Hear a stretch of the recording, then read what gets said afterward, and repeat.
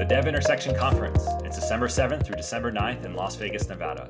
It's your opportunity to network and gain real-world insights from the best at Microsoft and the community. And learn what's new from people in the know about .NET 6 and .NET MAUI and the newest version of C# that's coming out, C# 10. It's 3 days of sessions and 3 days of workshops where you'll hear from the game changers, the best at Microsoft and the community, and get hands-on experience with the MVPs and experts you've come to know and trust.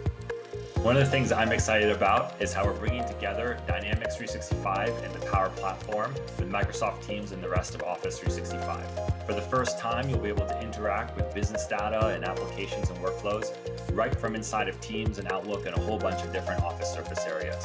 We're going to start to blend and blur the lines between productivity and applications, and we think it's going to completely change how folks work. So look forward to sharing those details and that news with everybody at the conference. As a safety protocol, all speakers, attendees, and staff must show proof of vaccination or a negative COVID-19 test within 72 hours of arrival. The DEVintersection Conference is December 7th through December 9th in Las Vegas, Nevada. To learn more, register at DEVintersection.com.